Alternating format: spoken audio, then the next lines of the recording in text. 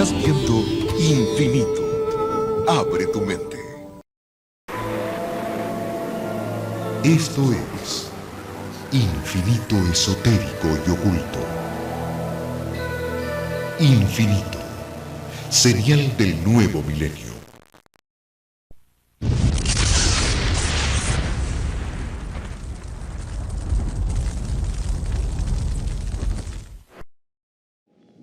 Salve, Brid.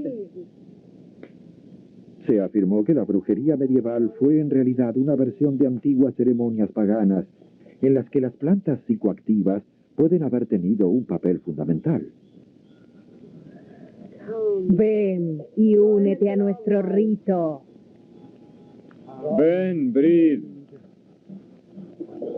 Uno de mis invitados, Paul de Verreau, había traído el grupo. Paul era autor de varios trabajos sobre la importancia cultural de las plantas alucinógenas y había estudiado en profundidad sus posibles conexiones con la brujería. Pidió que no perdiéramos detalle de la ceremonia. Danos tus bendiciones y protégenos del mal. También estaba presente mi siguiente invitada, la historiadora doctora Diane Perkins. Profesora de la Universidad de Reading y autora de Las brujas en la historia, es especialista en la cuestión de cómo se crearon nuestras creencias culturales sobre las brujas. Tráenos tu llama iluminadora y protégenos de todo mal. Mi última invitada era la doctora Liz Williamson de la Facultad de Farmacia de Londres. Es especialista en el uso médico de las drogas derivadas de plantas, así que sería la indicada para probar si los efectos físicos y mentales del beleño podrían relacionarse con la brujería. Ven, Lu, señor del aquelarre mayor. Ven y únete a nuestro rito. Ven, Lu. El grupo basó su ceremonia en el tipo de rituales que pudo haber tenido lugar alguna vez en toda Europa y que incluía tanto a hombres como a mujeres. Si bien poco sabemos sobre estas ceremonias, pueden encontrarse pistas de su contenido en textos irlandeses del siglo VII.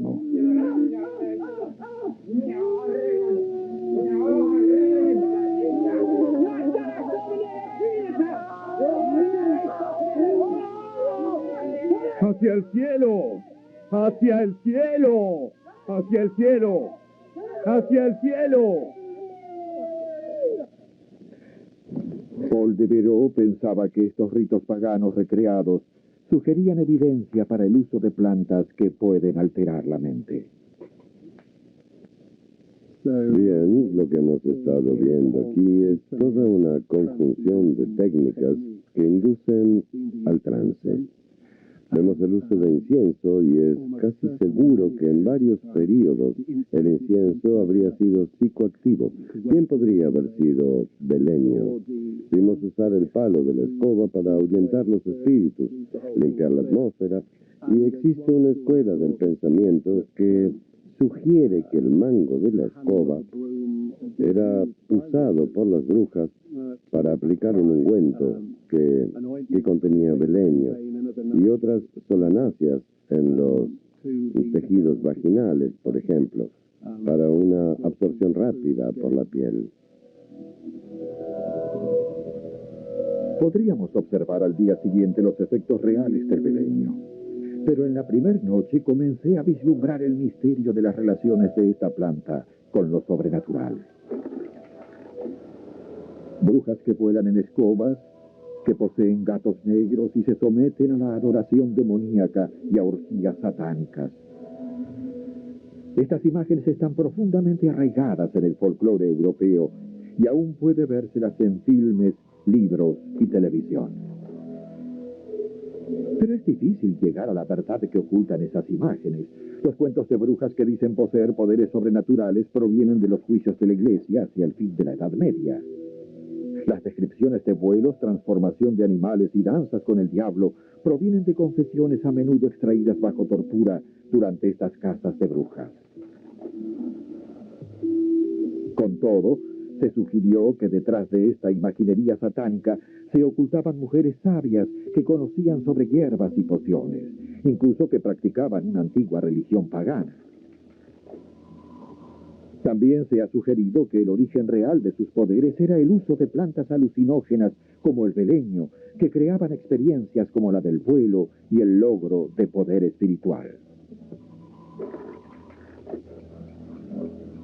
Esto explicaría la fuerte asociación entre el beleño y otras plantas de la familia de las solanáceas con la brujería en fuentes tales como las obras de teatro de Shakespeare.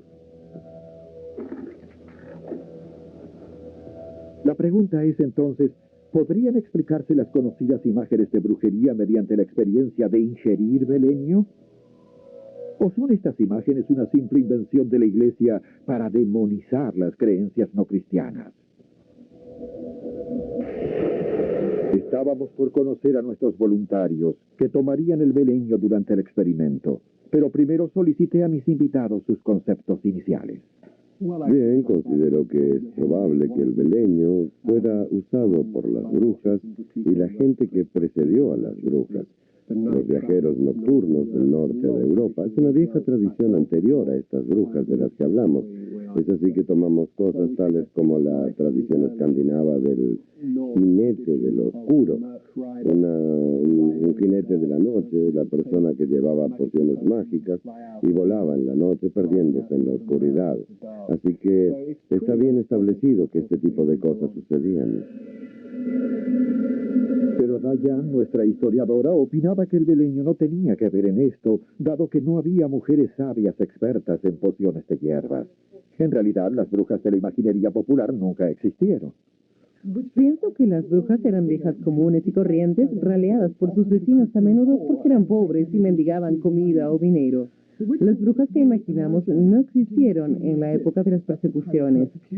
Y si miramos esta hermosa película muda, esta es nuestra fantasía de las brujas. Dayan opinaba que la popular imagen de la bruja voladora, aparecida por ejemplo en el clásico de los años 20, La brujería a través del tiempo, fue totalmente creada por la superstición medieval. Un despropósito de principio a fin.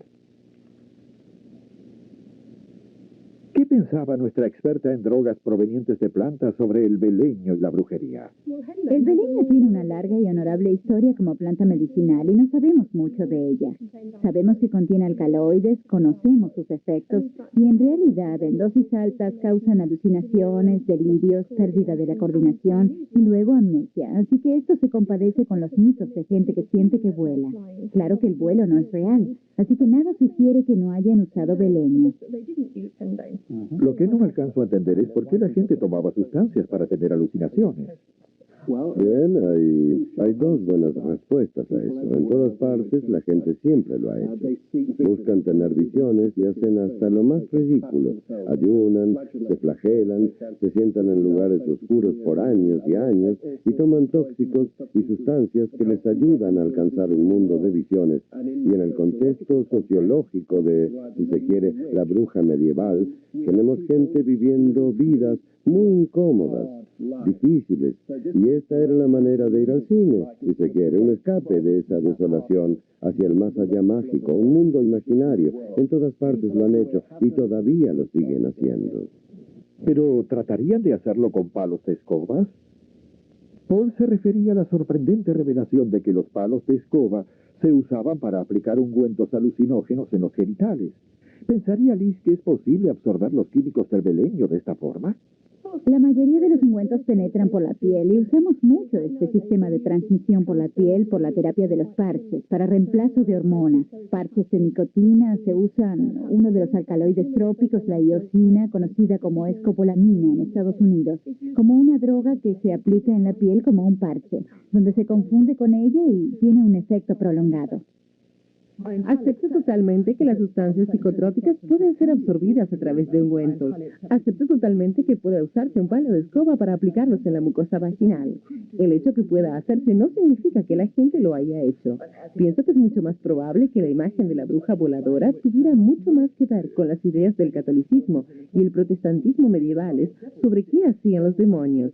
Se toman los demonios como seres del aire, ángeles caídos, y claro, delegarían poder en sus subordinados. Entonces es por eso que es tan común en cuadros de la época esta imagen de vuelos, más que reflejar alguna práctica.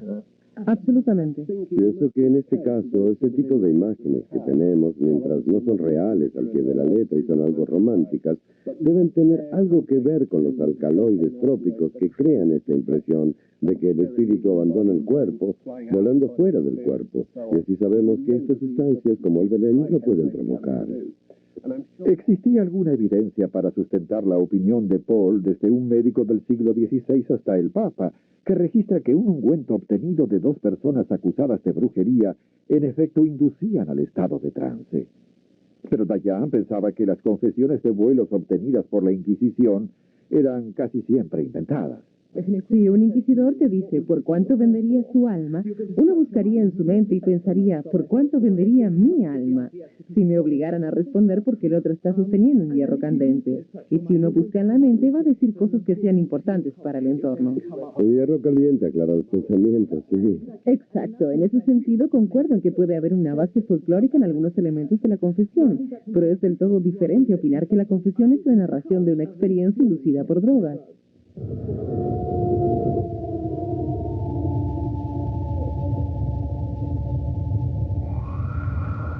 Conforme continuaba el debate, Paul sostenía que la Iglesia ocultaba la evidencia del uso del belenio, dado que esta era parte de la creencia pagana que aquella quería erradicar. La Iglesia deliberadamente ocultaba toda referencia al uso del belenio y otras hierbas psicoactivas porque eso ahuyentaba la influencia del diablo hasta cierto punto. Era en su interés satanizar esta práctica tanto como fuera posible para sus fines. Opinar que el belenio estaba involucrado, pero tan prohibido por la Iglesia que nadie podía hablar de él, pienso que es una posición débil. Bueno, se habló de esto hasta cierto punto.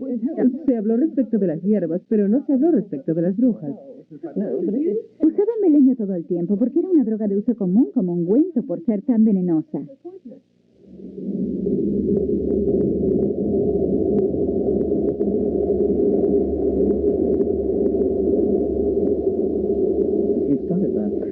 Ya era hora de conocer a los voluntarios que tomarían esta planta potencialmente letal.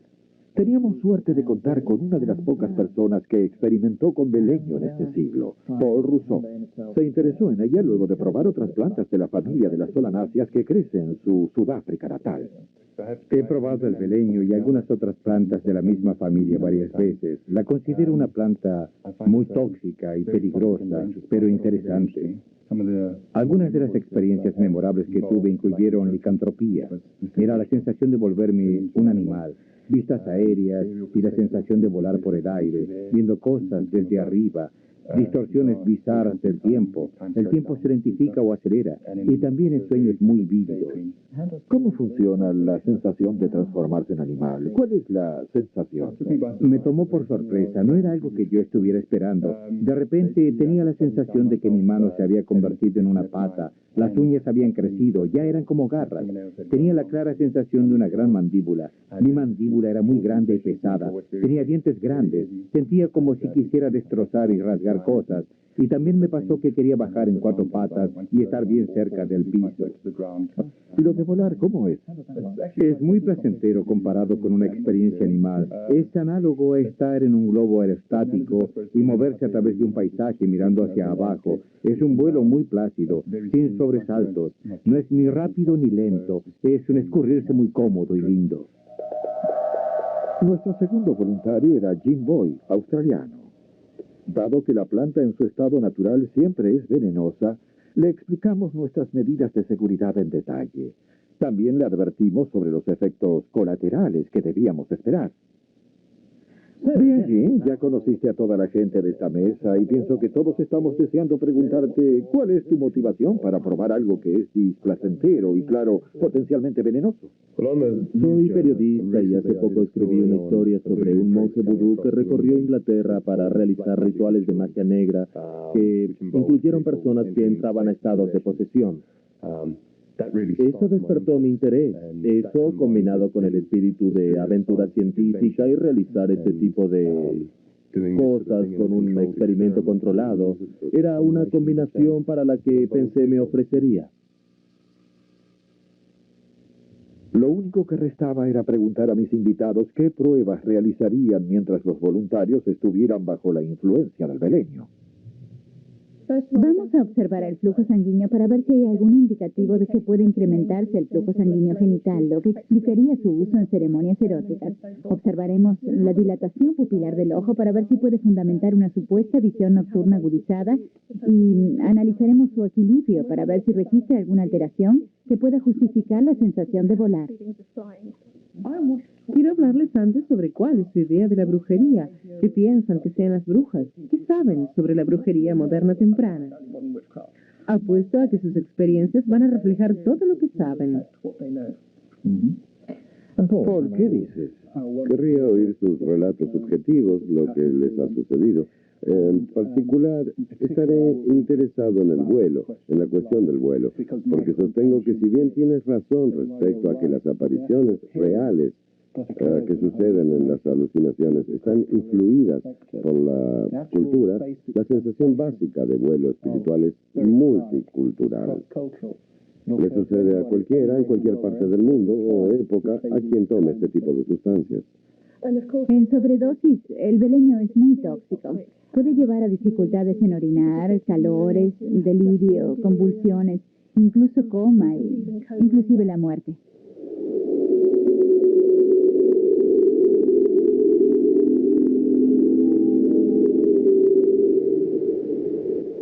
En algunos relatos sobre el beleño, quien tome una sobredosis ha entrado en trance mortal o estado de coma de varios días, en los que las alucinaciones llevan a otro mundo que parece totalmente real.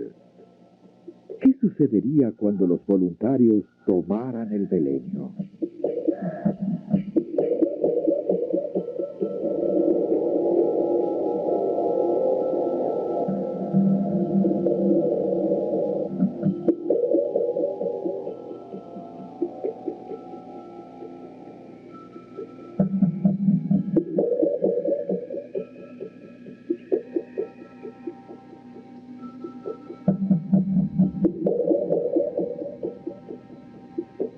Nos habíamos reunido para tratar de responder una pregunta que me había intrigado durante muchos años.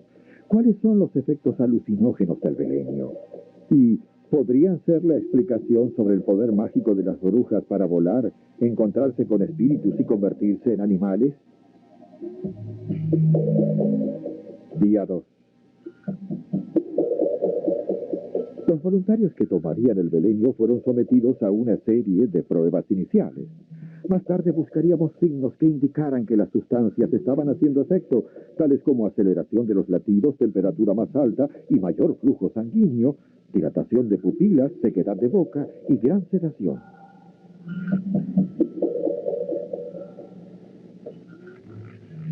La mayor sensibilidad a la luz causada por la dilatación de la pupila se debe a un químico del beleño llamado atropina.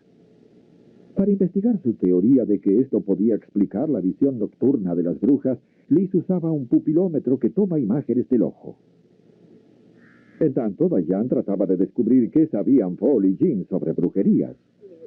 Bien, Jean, si te digo la palabra bruja, ¿puedes decirme qué tipo de imagen llega a tu mente? Bien, lo primero que viene a mi mente es mujeres locas volando sobre palos de escoba y que adoran al diablo.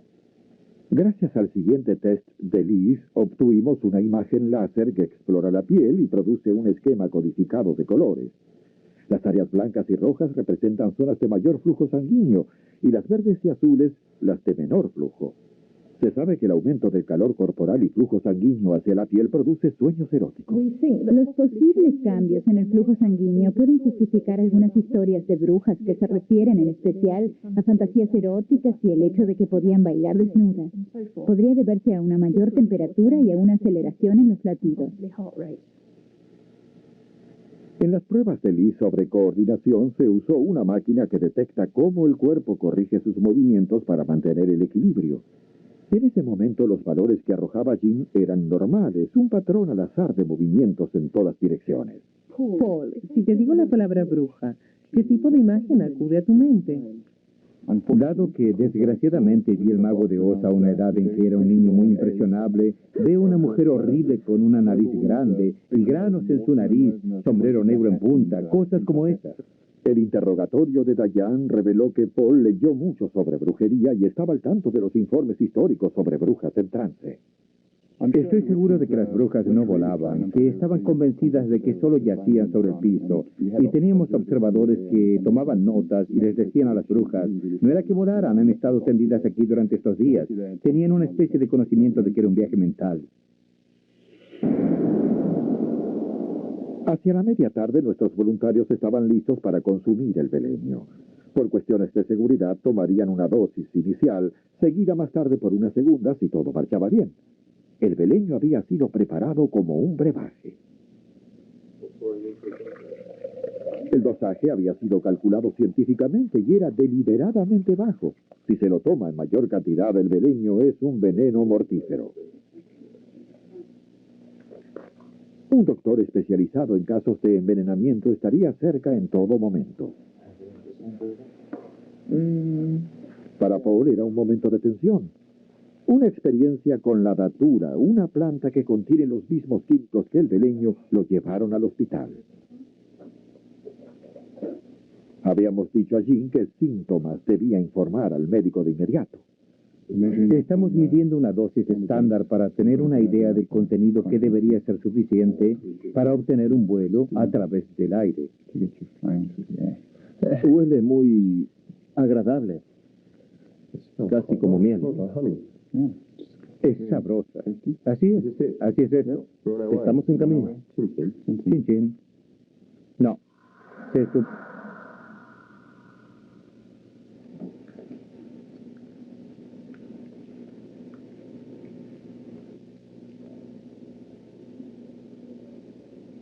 Luego esperamos.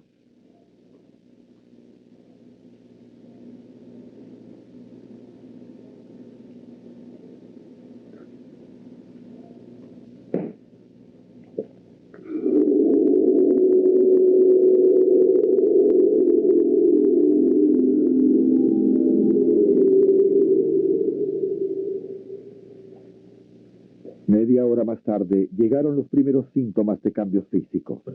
Siento algo ahora, siento que mi cabeza se estrecha. Tendría que estar afectándote ahora.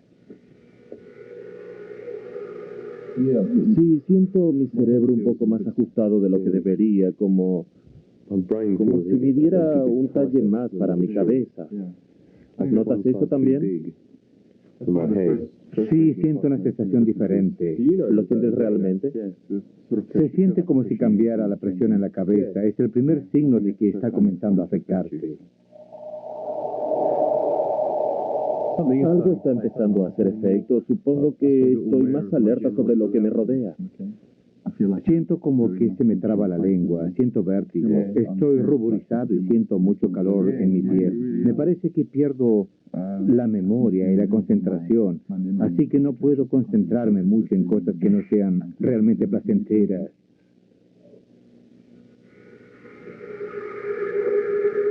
Había comenzado la fase inicial de mayor temperatura y confusión mental. Dependiendo de la dosis, las experiencias con belenio podían durar entre 4 y 36 horas. Una hora más tarde, los efectos se hicieron más agudos. Jean informó un extraño cambio en su coordinación. ¿Y cómo caminas? ¿Estás estable? ¿Está todo bien? No estoy 100%, pero lo más importante es que me inclino hacia adelante. No es que vaya a caer, me apoyo en el arco de mi pie todo el tiempo. Es que no puedo evitar caminar. Lo que siento es como si fuera a levantar vuelo.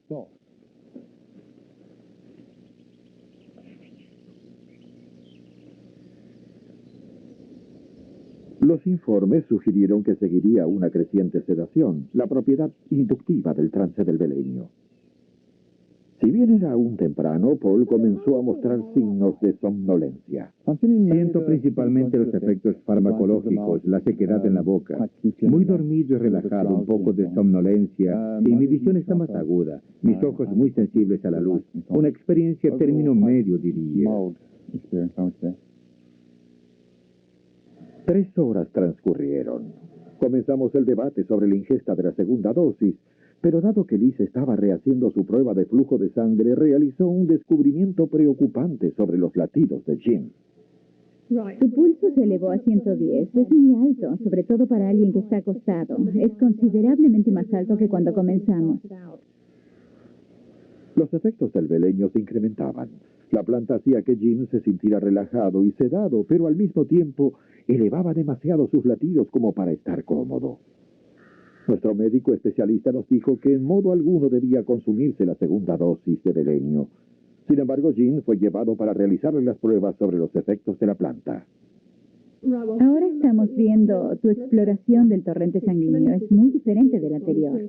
Hubo un impresionante incremento en el flujo sanguíneo. Tenemos zonas blancas que antes no teníamos, en particular cerca de labios y nariz. Sus mejillas y mentón muestran un sustancial incremento. Y tenemos zonas rojas en el lugar que antes no estaban. En el conjunto tenemos una diferencia sustancial. ¿Cómo te sientes ahora que estás acostado? Bien, como he estado acostado aquí con mis ojos cerrados, estuve viendo flashes a cada lado de mis ojos, casi como rayos en el horizonte. Y comienzo a sentirme muy somnoliento también, dormido. ¿Es agradable o no? Es agradable estar aquí. Y las luces a cada lado de mis ojos son muy lindas. Es algo para disfrutar con ojos cerrados. Lo único malo es que mi boca está tan horriblemente seca. Parece un cenicero. ¿Sientes calor, mayor temperatura? Sí, realmente. Pierdes la capacidad de transpirar, por eso se incrementa algo tu temperatura, ¿entiendes? Jean y Paul estaban cada vez más confusos y adormecidos. Pronto necesitarían descansar, así que rápidamente investigamos la sensación de caída que tenía Jim. No siento como si estuviera cayendo hacia atrás. El talón, como siempre hago cuando estoy parado en el piso. Trato de inclinarme hacia adelante casi como si estuviera en una pendiente y tratara de compensar. Bien, está bien. Puedes bajarte ya. Antes de tomar el beleño, tenías un patrón bastante al azar aquí, con movimientos en todas direcciones, en general, más que una dirección. Bien. Esta es la siguiente. Vean, es realmente bien diferente. En lugar de este movimiento mayormente al azar, tenemos uno mayormente hacia adelante y luego, obviamente, tratas de compensar moviéndote hacia atrás, así que tenemos más movimiento hacia adelante y atrás que al azar. Así que es una diferencia significativa y justifica lo que tú pensabas. En 5 horas, Liz apenas pudo terminar sus últimos testeos antes de que los voluntarios estuvieran demasiado sedados como para seguir. Ella descubrió que aún con la baja dosis que habíamos usado, había un marcado cambio en el tamaño de las pupilas. En una dosis más alta, el beleño podría agudizar la visión nocturna. Los voluntarios podían ahora descansar y atravesar el estado más fuerte de la experiencia. Entrarían en una extraña zona gris, ni dormidos ni despiertos, y se dice que es durante esta fase que el beleño surte sus efectos. En este punto crucial del experimento no tendríamos acceso a sus pensamientos. ¿Verían visiones? ¿Experimentarían el vuelo nocturno?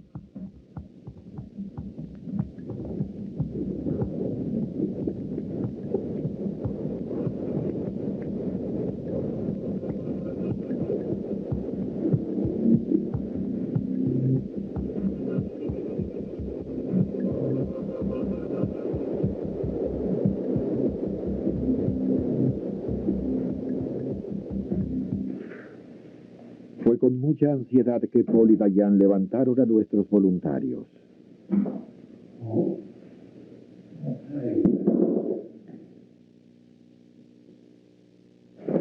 Al principio estaban desorientados y tenían dificultades en describir sus experiencias con claridad. Dime un poco sobre lo que ha sucedido. He estado durmiendo. Todavía veo leves puntos de luz en el extremo del ojo. Era un show de luces. No había ninguna emoción al respecto. Era solo un show de luces negras y blancas. Era muy relajante. Muy relajante. Eran como visiones de movimientos a través de paisajes, veían nubes como hongos. Paul comenzó a describir experiencias de vuelo y vistas aéreas de paisajes. Había muchos paisajes diferentes. Era memorable porque era algo que he visto a menudo antes en otras experiencias con esta planta. Fue interesante ver que aún está allí, que tengo esa sensación de mirar desde arriba las cosas y que a menudo son entes orgánicos, plantas, árboles, colinas y cosas así. Valió la pena. Ávidos por descubrir más datos, Paul y Diane llevaron afuera a los voluntarios a tomar aire. Estaban alerta y pudieron describir más claramente lo que había sucedido. Bien, cuando estaba acostado tuve un estado de semisueño muy vívido. La diferencia entre un sueño es que siento como estar al comando y estoy acostado. Y en mi mente como repasando los sucesos del día. Y los veo claramente y puedo mirar anotadores, ver que las caras de la gente están entre los diálogos que tengo. Y he repasado la mayoría de las cosas que me han tenido más preocupado en el día. Paul Rousseau no solo describió vívidas imágenes, también abundó en su experiencia de vuelo. Podía dejar que mi cuerpo se escurriera y relajarme más. En la fase siguiente, me sentí flotar sobre paisajes. Tenía esa perspectiva aérea y miraba las cosas desde arriba, pero al mismo tiempo unas imágenes muy vívidas, tridimensionales, pero a la distancia. No participaba realmente de ellas como al ver una película. Era como haber tenido un sueño vívido, pero sin estar dormido, y te dabas cuenta de que estabas consciente. Sí, correcto, y mi cuerpo está muy relajado y literalmente casi dormido. Estás físicamente dormido, pero mentalmente despierto. Correcto, y muy preciso, como si me acercara a anotadores y cosas como esa. Fue muy útil. Muy bien, muy interesante, y una dosis muy baja, muy útil. Tras un examen físico final, los voluntarios regresaron a dormir. Los informes sobre la sensación de volar los mencionan como el resultado de dosis casi letales, pero aún con la baja dosis que habíamos usado, se habían producido marcados efectos fisiológicos y mentales.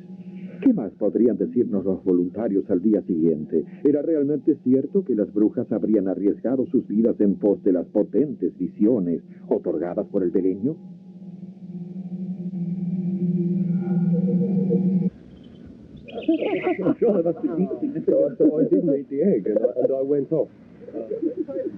En la mañana del tercer día compartimos con los voluntarios el desayuno. Bien, muchas gracias a los dos por todo lo que hicieron y disculpen por haberlos sometido a todas estas cosas un poco extrañas que les hemos hecho. ¿Cómo se sienten ahora? Me siento muy descansado luego de dormir. Tuve sueños. Paul, ¿tú qué dices?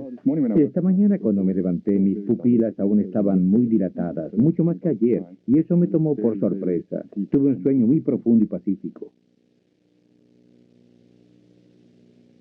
Tengo esa sensación de mirar desde arriba las cosas y que a menudo son entes orgánicos. En la biblioteca miramos tomas del experimento del día anterior. ¿Podrían relacionarse con las historias de brujería las vívidas escenas y vistas aéreas de Paul? Era claro que no eran sueños comunes. La diferencia entre eso y un estado de sueño es que siento que estoy mucho más al comando cuando tomo beleño.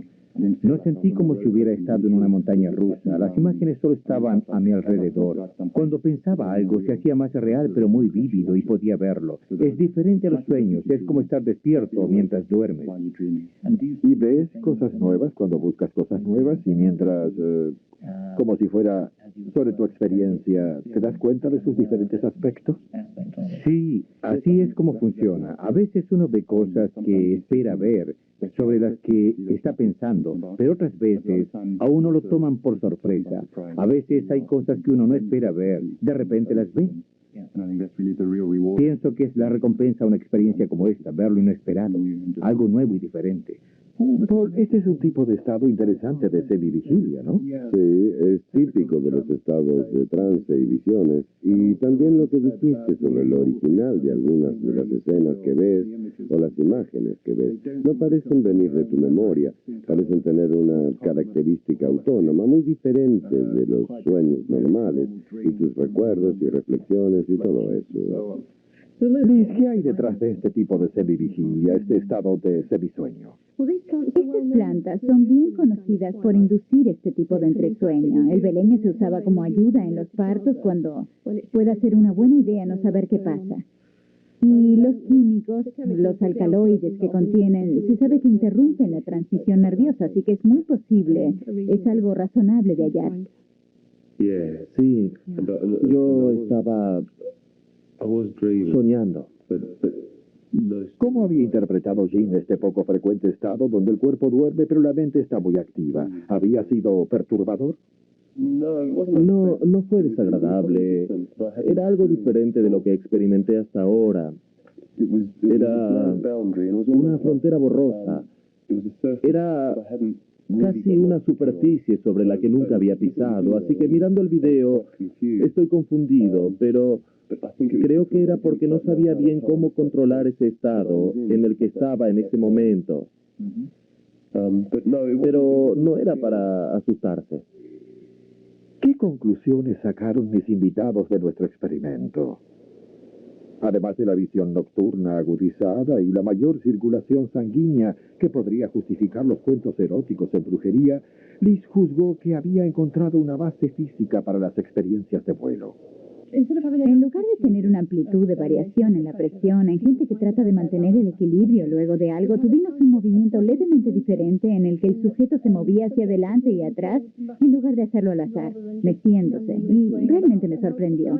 Pero, claro, él dijo que sentía como si se inclinara hacia adelante, como si fuera a despegar. Sí, diría que corrobora en algo.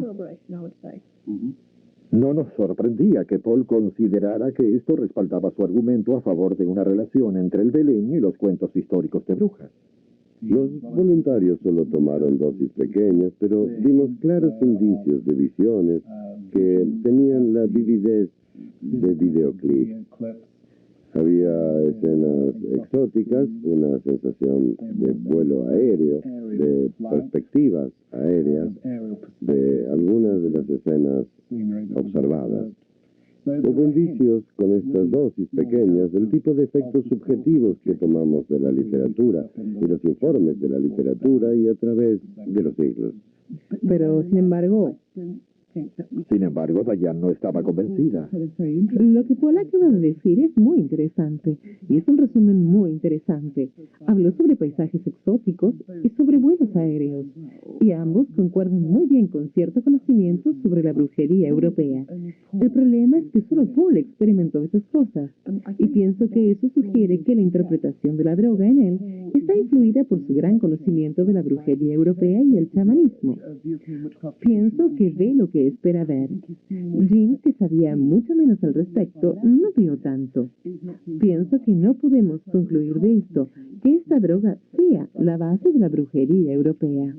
En la base de estas experiencias hay una conciencia intermedia casi entre sueño y vigilia. Hay una sensación de vuelo. No hay duda de que estas sustancias producen esto. Cualquiera que la tome, donde quiera que se las tome. Ellas han sido coloreadas culturalmente por la creencia social, pero uno no puede evadirse del hecho de que las plantas sí producen estos efectos. Dices que no hay duda de que esto es lo que la gente experimenta donde quiera y cuando quiera que la tomen, pero Jean no experimentó nada por el estilo. Es probable que tenga que ver con la dosis, ¿no, Liz? Obviamente tenemos que ser muy cuidadosos con la dosis. Lo que administramos a los dos jóvenes era una especie de dosis terapéutica, no el tipo de dosis tóxica de la que se espera produzca estas alucinaciones salvajes y el delirio y todo eso. Lo que es claro que no queremos que suceda. Otra razón por la que Diane no estaba convencida de que el experimento había probado una relación entre las brujas y el beleño era la convicción de que las experiencias alucinógenas son un fenómeno reciente, desconocido en Europa Occidental hasta el descubrimiento del Nuevo Mundo y un mayor tráfico comercial. Las sustancias alucinógenas irrumpen en Europa Occidental como drogas rituales o recreativas hasta el siglo XVIII, con el encuentro de culturas como las de América y las de Medio Oriente, entre otras.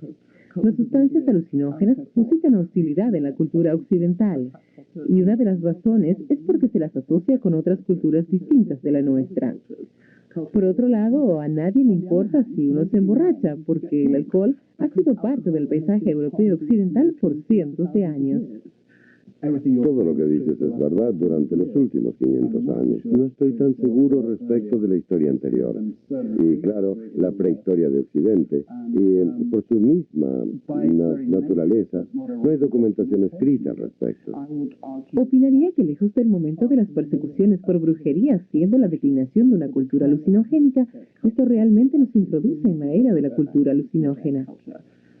Los alucinógenos en la sociedad europea occidental no tuvieron un uso generalizado hasta fines del siglo XVIII. Son el producto de la iluminación, la urbanización, de mejores transportes y de mejores comercios. Y desde mi punto de vista es inconcebible que estas plantas hayan sido usadas por incontables generaciones con fines medicinales sin que sus propiedades visionarias se conocieran. La discusión se trasladó hasta hoy, donde mis invitados concordaron en que la sociedad moderna es generalmente hostil a las experiencias alucinatorias. ¿Pero se debía esto a que eran nuevas para nuestra cultura o porque habíamos perdido nuestro contexto sagrado? En el uso ritual de plantas alucinógenas en el pasado, si se puede decir, en un contexto sacramental, fue un factor cohesivo de las sociedades. Puedes ver eso claro en términos antropológicos. Mientras consideramos las drogas hoy en día como algo que oficialmente puede dañar, destrozando nuestra sociedad, podemos mirar, digamos, miembros simples de las tribus. Ellos usan el mismo tipo de sustancia, pero en cambio refuerza sus códigos morales, refuerza la cohesión social. Y debemos atender a esa diferencia fundamental. Considero que una de las razones por las que las drogas dividen a la sociedad moderna es porque ellas, en términos relativos, son invasoras de nuestra sociedad. Han sido, como tú mismo dijiste, importadas por las nuevas rutas comerciales. Como resultado de esa importación de drogas dentro de la cultura, no existe un contexto para ellas. Sí, coincidiría con eso, pero claro, el punto es este. Cuando hablamos sobre la era de la brujería y la pre-brujería, las tradiciones rurales de la antigua Europa, por ejemplo, no volaban con la cocaína. No había jumbo jets, así que usarían plantas autóctonas y tendrían un contexto para ellas. Más tarde, Dayan propuso la idea de que las sociedades eligen sus sustancias de acuerdo con las necesidades económicas y culturales, y que esto determina sus actitudes hacia las drogas. ¿No es este también el modo en que la cultura necesita o no la sustancia? El azúcar se importó a Inglaterra desde las Indias occidentales y la gente pudo endulzar su té con ella, y así arreglárselas para cumplir una jornada de 12 horas en las hilanderías de algodón de Manchester. Era una droga que la sociedad podría aceptar porque ampliaba los intereses económicos. El tabaco, café, té, son todos estimulantes y relajantes útiles que nos hacen trabajar con más eficiencia. Mantenerse por 10 horas con el SD molesta a los empleadores. Cuando digo que no están en contexto, digo que no hay lugar en nuestra sociedad. No, nuestra sociedad ha cambiado respecto del tipo de sociedad del que hablamos. Es por eso que hablo de este periodo de persecuciones de brujas como el fin de una era. Lo que pienso es que estamos viendo que las persecuciones de brujas eran como trazar una línea en la arena, si se quiere, que era la declinación de un orden rural y las tradiciones y habilidades y el conocimiento que se fueron con él. Fue un experimento intrigante. La pregunta de cuándo los europeos occidentales habían descubierto los alucinógenos por primera vez continuaría fascinándome, dado que era de fundamental importancia para nuestra propia cultura. Comencé a prepararme para mi próxima y última investigación sobre una cultura muy distante de la nuestra y sobre una flor misteriosa que podía tal vez reescribir la historia. El lirio azul del antiguo Egipto.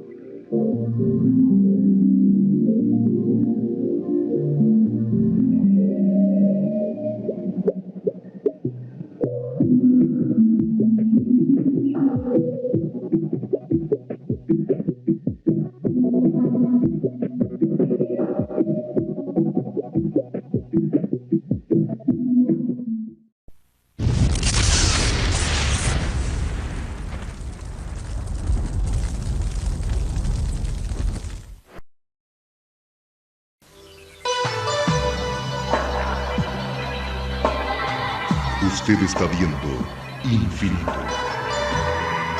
Infinito. Señal del nuevo milenio.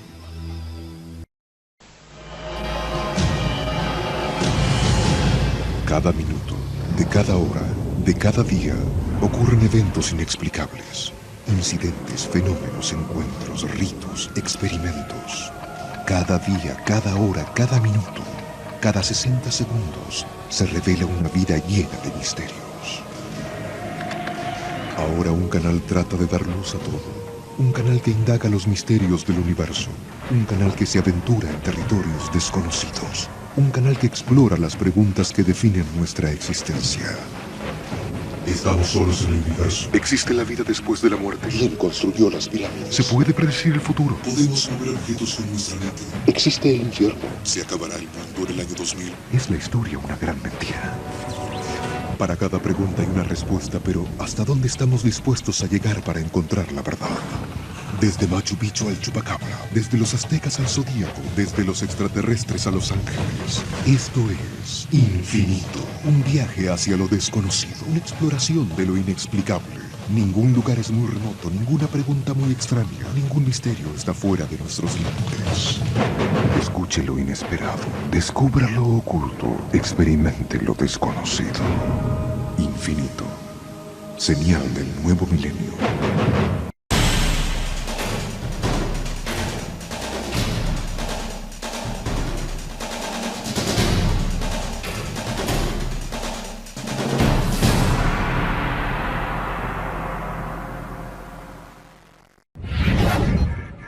Infinito. Abre tu mente.